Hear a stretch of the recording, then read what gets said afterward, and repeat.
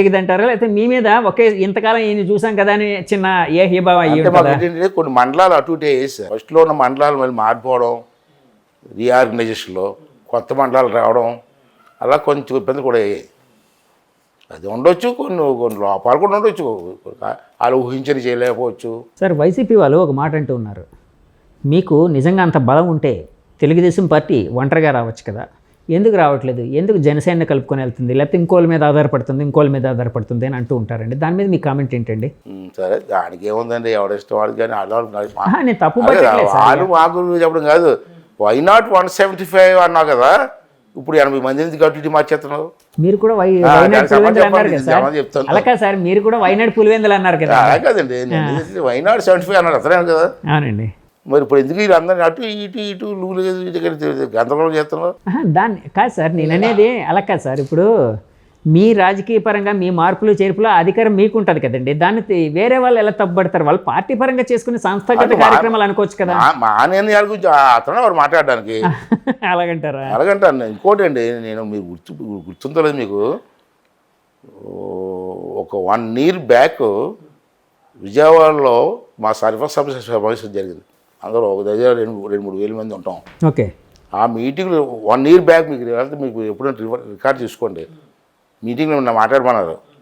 ఆ రోజు చంద్రబాబు నాయుడు గారు మా వాళ్ళు జనసేనతో పెట్టుకుందామా వద్దా అన్న నియమాసులు ఉన్నారు, ఊగిసిలాడు స్పీచ్ ఇవ్వమన్నారు. మాట్లాడిన తర్వాత వీడు ఒక రాక్షసుడు అండి, ఎవరిని జగన్మోహన్ రెడ్డి ఒక రాక్షసుడు, ఇది ఆషామాషిగా చూడొద్దు, గెలవడం కోసం ఏమైనా చేస్తాడు, ఇటువంటి వాళ్ళని ఎదుర్కోవడం అంటే అందరూ సమిష్టిగా ఎదుర్కోవాలా, అంచేత నా మాట ఏనండి, ఓపికగా మాట్లాడారు, ప్రశాంతంగా ఉన్నారు. జనసేన మనం కలుద్దాం, అవసరమైతే అందరూ కలుద్దాం, బాగా ఆలోచించండి, అందరం కలిసి ఈ దుర్మార్గుడిని రాజకీయ సమస్య చేయాల అని ఒక కథ చెప్పాను. ఏంటి సార్ కదా? స్టేజ్ మీదే రావణాసురుడు చంపడానికి రాముడు వెళ్ళాడు కదా, మరి రాముడు దేవుడే కదా మనకి ప్రతి ఊళ్ళో రామాలయాలు ఎందుకు కలుపుకొని వెళ్ళాడనా? రాముడు దేవుడే కదా, రామబాణం పెట్టి కూడా చచ్చిపోడు రావణాసురుడు, కానీ కొట్టలే. ఆంజనేయుని, ఉడతని, కోతుల్ని, ఆఖరి విభీషుడిని, రావణాసురుడు తమ్ముడిని కూడా కలుపుకొని అప్పుడు చంపాడు. అలాగే మనం కూడా నలుగురు కలిసి ఇతనికి రాజకీయ సమస్య చేయాలి, దానికోసం ఆలోచించేయని చెప్పి 1 year బ్యాక్ చెప్పారు. ఒకసారి రికార్డ్ తిరగండి మీరు. సార్ ఇప్పుడు టీడీపీ జనసేన ఇప్పుడు కలిసికట్టుగా వెళ్తున్నాయి, రకరకాల కార్యక్రమాలు. మొన్న యువగలం ముగింపు సభ మన భోగాపురం దగ్గర చాలా బాగా జరిగిందని మీ వాళ్ళందరూ అన్నారు, మీడియాలో కూడా మంచి కవరేజ్ అయితే వచ్చింది. ఎంతమంది వచ్చి ఉంటారండి? అంచనా ప్రకారంగా 3 లక్షల పైన ఉంటారండి. 3 లక్షలా? సో వాళ్ళందరూ డబ్బులు లేకుండా వచ్చిన వాళ్ళ? డబ్బులు అంటే ఇప్పుడు నర్సీపట్నం ఉంది. అదే సార్, ఈ కాదు ట్రాన్స్పోర్టేషన్ కాదు, అంటే నేను అనేది స్వచ్ఛందంగా ట్రాన్స్పోర్టేషన్ మామూలుగా ఎవరైనా అరేంజ్ చేస్తారు. ఇప్పుడు నర్సీపట్నం నుంచో తుని నుంచో రావాలంటే ఎలాగొస్తారు సార్ అందరం? డబ్బులు అయితే మేము ఎవరేం ఇవ్వలేదు. ఓకే. ఆటోలు బస్సులు ఇవ్వలేదు మాకు. ఆటోలు కార్లు అన్ని బుక్ చేసి వాళ్ళకి ఇచ్చి, మళ్ళీ ఇక్కడ భోజనాలు సరిగ్గా ఉంటాయి, దూరం కదా 140 kilometers అక్కడికి, వాళ్ళు భోజనాలు ఏర్పాటు చేశాను నేను. ఎవరిదో మీరు 140 అన్నారు, చిత్తూరు నుంచి వచ్చిన వాళ్ళు నుంచి ఇంకా 400, 500, 700 అయ్యి ఉంటుంది అంతే కదండి, 700 kilometers అయ్యి ఉంటుంది. సో ట్రాన్స్పోర్టేషన్ వాళ్ళంతా అభిమానంగా వచ్చిన వాళ్ళే. ట్రైన్లు మాత్రం పార్టీ వేశారు. అదేలేండి, అది కామన్ కదా సార్, పార్టీ వాళ్ళు వేస్తారు. ఇప్పుడు సార్ ఇప్పుడు ట్రాన్స్పోర్టేషన్ అరేంజ్ చేయడం కామన్, అది ఎక్కడైనా ఏ పార్టీ అయినా అరేంజ్ చేస్తారు. ట్రాన్స్పోర్ట్ డబ్బులు ఇచ్చి తీసుకొచ్చిన వాళ్ళు కాదు. వాళ్ళని చూసినప్పుడు మీకు ఏమనిపించింది సార్? అంటే ఎందుకంటే అంతమంది జనాన్ని చూసి ఉంటారు, లేకపోతే వాళ్ళు మాట్లాడుకునే విషయాలు విని ఉంటారు కదండి, ఏమనిపించింది మీకు? ఎన్టీ రామారావు దగ్గర నుంచి ఎలాంటి మీటింగ్ చూశాను నేను. రామారావు గారు మీటింగ్ తర్వాత 3 గంటలు కూడా 2 లక్షలు ఉండేవారు, అది చూసిన వాళ్ళే. అయితే ఇప్పుడు ఈ మొన్న మీటింగ్ చూసిన తర్వాత ఫుల్ కాన్ఫిడెన్స్ మాకు. అంత చలిలో అంత దూరం నుంచి వచ్చారంటే తప్పనిసరిగా వీళ్ళు ఓటేయడానికి వచ్చి భయపడకుండా వచ్చారు కదండి. మన వరకు భయం కదా, బయటకు వస్తే పెన్షన్ వద్దు అంటాడు, అమ్మ ఒడి వద్దు అంటాడు, ఇవన్నీ భయపడేది కదా. ఇంత స్వేచ్ఛగా వచ్చారంటే నాకైతే నమ్మకం ఏంటంటే రేపు చేసిన గెలుస్తాం అన్నట్టు ఒక సంకేతం. ఇప్పుడు టీడీపీ జనసేన ఒకవేళ అధికారంలోకి వస్తే ఎన్ని సీట్లు గెలిచే అవకాశం ఉందని మీ అంచనా సార్? అది వాళ్ళు డిసైడ్ చేస్తారండి. కాదు సార్, ఎన్ని సీట్లు గెలిచే అవకాశం ఉంది మీ కూటమి? నాకేం చెప్పడానికి కానీ నాకైతే దగ్గర 100 వరకు వస్తాయని నమ్మకం ఉంది నాకు. ఎనాలిసిస్ అయితే 120 ఏదో అంటున్నారు కానీ నాకు అంత ఎనాలిసిస్ చేయడం కాదు. కానీ ఇప్పుడున్న ఊపుని పెట్టి అయితే ఒక 100 పక్క. అంటే గవర్నమెంట్ ఫామ్ చేయడానికంటే కూడా ఒక 10-15 ఎక్స్ట్రా వస్తాయి, అంతే కదండి. కానీ బయట వినిపిస్తుంది ఏంటంటే సార్, మీ కార్యకర్తల్లో కానీ నాయకుల్లో కానీ మనం గెలిచేస్తున్నాము అనే ఒక అతి విశ్వాసం ఎక్కువైపోయి రిలాక్సేషన్ మోడ్లోకి వచ్చారు వాళ్ళు. కష్టపడాల్సినంత ఇదిగా కష్టపడట్లేదు. క్యాడర్ కూడా అలాగా ఒక రిలాక్సేషన్ మోడ్కి వచ్చేసింది అని వినిపిస్తూ ఉందండి. నిజమంటే అదే లేదండి. ఇప్పుడు ఉదాహరణ నాన్న ఏదో జరుగుతుంది కదా, ఇప్పుడు ఎలక్షన్లో మౌత్ టాక్ కూడా ఇంపార్టెంట్ సార్. వస్తున్నాం అంటే అది వేరు. లాస్ట్ టైం జగన్మోహన్ చేసిన ట్రిక్స్ అయితే కదా. ఏంటి సార్ ఆ ట్రిక్స్? మన ఎలక్షన్లో వచ్చేసాం ఇవన్నీ అధికారంలోకి వచ్చేసాం. అలాగే ఎలా తీసుకొచ్చారు అంటే ప్రజల మూడ్ని మౌల్డ్ చేయడం, అంతేనండి. మౌల్డ్ చేయడం అంటే వాళ్ళకి కాన్ఫిడెన్స్. ఓకే, ఎక్కడికి వెళ్ళినా సైకిల్ అన్నారా అని కాన్ఫిడెన్స్. ఆ కాన్ఫిడెన్స్ క్రియేట్ చేయాలి నాయకులు. అంటే ఒక 10 మంది మాట్లాడుకునేటప్పుడు 8 మంది తెలుగుదేశం జనసేన గెలుస్తుంది అనేటప్పటికే ఇద్దరు కూడా మైండ్ ఉంటుంది, అలాగెళ్తుంది. గెలుస్తుంది అంటున్నారు కదా, మనం వాళ్ళకి ఓటేద్దాం, ఇలాగే ఉండే అవకాశం ఉంటుంది. రాజకీయంలో అదే ప్రచారం అదేనండి, నాయకులు తీయవలసిన ప్రచారం. సార్ మరి మీరు ఇన్ని తెలిసిన మీరు 40 ఏళ్ళ నుంచి రాజకీయాల్లో ఉన్న మీరు, లేకపోతే చంద్రబాబు గారు మీకంటే కొంచెం ఇంకా 4-5 ఏళ్ళ ముందు ఆయన, మరి ఇవన్నీ తెలియదా సార్? ఎందుకు మీరు 2019లో గట్టిగా ఎదుర్కోలేకపోయారు? ఇప్పుడు మీరు ట్రిక్స్ అంటున్నారండి, అది తప్పేం కాదు. యుద్ధంలో ఎలాగైనా యుద్ధం గెలవడానికి రకరకాలుగా ప్రయత్నాలు చేస్తూ ఉంటారు ప్రతి పార్టీ. వాటికి ఉండే హక్కులు అవి ప్రాథమిక హక్కులు. అంటే అన్యాయం చేయమని చెప్పట్లేదు, కానీ ఒక దేన్నైనా ఉపయోగించుకునే హక్కు అయితే ఉంటుంది. మీరు దాన్ని ఎందుకు సమర్థవంతంగా ఎదుర్కోలేకపోయారు ఆ టైంలో? కదండి, ఎలా ఉంటుందండి, నాకు తెలిసిండి ఇందిరాగాంధీ లాంటి లీడరు భారతదేశంలోని గతంలో ఎప్పుడు చూడలే, ఇప్పటికీ లేడు. ఉండొచ్చు నరేంద్ర మోడీ వీళ్ళంతా వేరుగా. ఇందిరాగాంధీ లాంటి పవర్ఫుల్ లీడర్ని మనం ఎప్పుడు చూసి ఉండలేదు. అటువంటి ఆవిడని కూడా ఓడించారు జనం. ఇందిరాగాంధీ ఇవాళ మోదీ గారు మాట్లాడుతున్నారు అంటే కామెంట్ చేయకూడదు, కానీ పెద్ద ఆయన్ని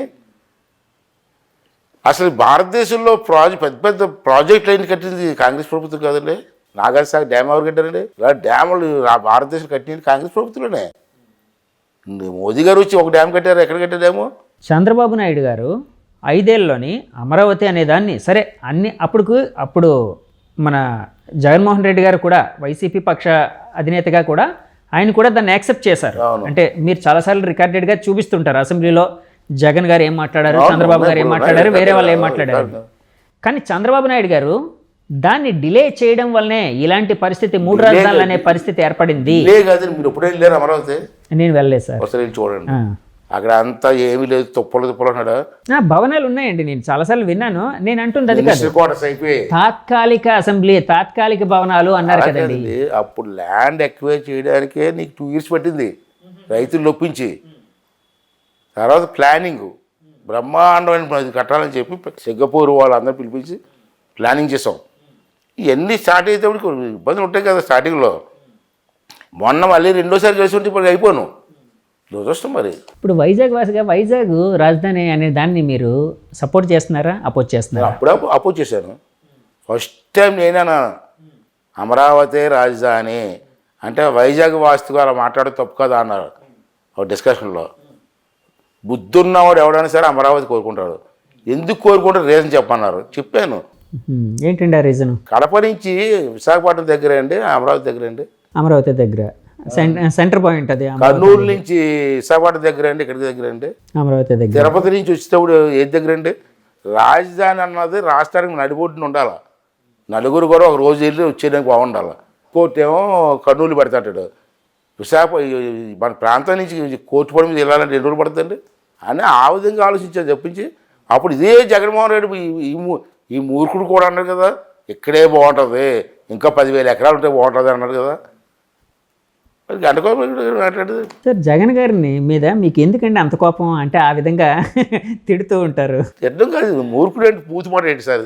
బూత్ అంటే బూత్ అంటలేదు, కానీ కొంచెం గట్టిగా విమర్శ కదా, గట్టి విమర్శ. అయ్యన్న పోతే అనవసరంగా 15 సార్లు జైలు పడితే ట్రై చేశాడు. ఏట్రా మూర్ఖత్వం మీలో ఎవరు మాట్లాడారండి ఇప్పుడు అంటున్నారు కానీ ఎవరైనా మాట్లాడారా? 15 సార్లు పెట్టడానికి ట్రై చేశారు సార్? 15 కేసులు 4 సార్లు అటెంప్ట్ చేసి అరెస్ట్ చేయడానికి, 4 సార్లు కూడా జడ్జి గారు నాకు బెయిల్ ఇచ్చారు. మీ అబ్బాయిది అది ఏంటి సార్? యాక్చువల్ మీ అబ్బాయిని కూడా ఒకసారి అరెస్ట్ చేయడానికి వచ్చారు. అప్పట్లో హైదరాబాద్లోనే వెళ్ళినట్టున్నారు కదండి? సోషల్ మీడియా అండి మావాడు. Social media wing social media ఆడే చూస్తాడు. ఐటీడీపీ కదండి? ఐటీడీపీ. ఓకే. దాంట్లో ఐటీడీపీలో కుర్రలు పెడతారు కదా పోస్టింగ్ లేని. ఓకే. అవన్నీ మా వాడు చేస్తారని చెప్పి సిఐడి కేసు పెట్టారు. హైదరాబాద్ వెళ్ళి హైదరాబాద్లో ఉండదు, వాళ్ళ ఫ్యామిలీ అక్కడ ఉన్నారు. ఓకే. ఆవిడ మిస్సెస్ డాక్టర్. ఓకే. పిల్లలంతా అక్కడ ఉంటే వీళ్ళు లేనప్పుడు ఇంటికి వెళ్ళిపోయి పెద్ద హెరాస్మెంట్ చేశారు. దాని మీద హైకోర్టులో వేసాను. హైకోర్టు చివాట్లు పెట్టి అరెస్ట్ చేయడానికి మీరెవరు పిలిపించి కాలితే ఎంక్వైరీ చేసుకోండి అంతే. మీకు ఒక అబ్బాయి కదండి? ఇద్దరు అబ్బాయిలు. సార్ నేను ఒక మాట విన్నాను, లాటరైట్ ఇలాంటి గన్లు వాటిలోని మీ అబ్బాయిలకి ఎక్కువ సంబంధం ఉందని, ఇది విమర్శ చేసింది కూడా మీకు సన్నిహితంగా ఉంటూ మీతో బంధుత్వం ఉండే ఒక వ్యక్తి, మీ కుటుంబంలోని వ్యక్తి, వెళ్ళిపోయిన వ్యక్తి. ఇప్పుడు ఇందాక అది చెప్తానండి, బురద చల్లడం కాదు, నిరూపించమనండి. ఆ లాటరైట్ని అడ్డుకోవడానికి ప్రయత్నించిందే నేను. ఆవిడ వెళ్ళి కొండ మీదకి వెళ్ళి గొడవ చేసింది నేను. తిరిగి నా మీద ఏమో నేనే దోషేస్తున్నాను పెట్టారు. పెట్టడం అంటే ఆధార్ కదా, ప్రెస్ ముందు వాళ్ళు వాగడం. నేను ఇప్పటికి కూడా ఛాలెంజ్ చేస్తాను, లాటరైట్లో నాకు ఏమైనా సంబంధం ఉందని నిరూపించగలిగితే నేను రాజకీయాలని తెరబడికి అయిపోతాను. మామూలు ఓట్ల కోసం మనిషిని అబాస్పాలు చేయడం కోసం బుర్రచాలడం కూడా కాదు. లాటరైట్ కానీ గంజాయి కానీ వ్యాపారం చేసేది జగన్మోహన్ రెడ్డి బ్యాచ్.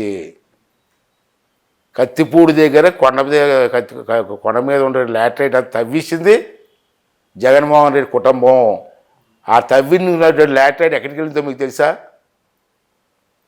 భారతీయ సిమెంట్ ఫ్యాక్టరీకి వెళ్ళింది. మీవి కూడా ఆరోపణలు అనుకోవచ్చు కదా సార్?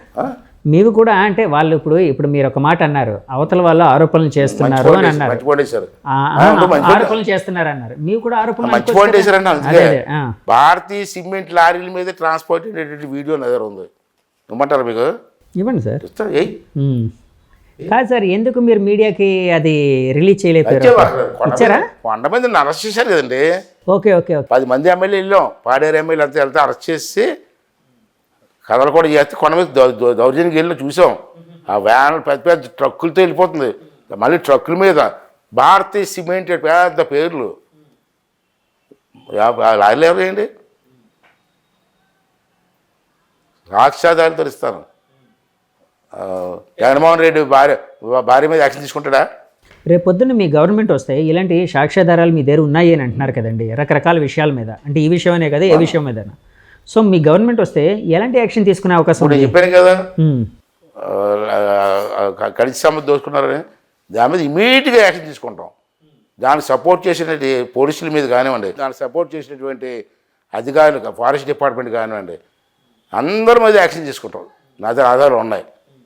అలాగే గంజాయి ట్రాన్స్పోర్ట్ చేస్తుందంటే విశాఖపట్నం నుంచి పాడేరు ఈ ఎరదలు కూడా వైఎస్ఆర్సీపీ నాయకులు అండదండలో జరుగుతుంది. అది కూడా మేము యాక్షన్ తీసుకుంటాం.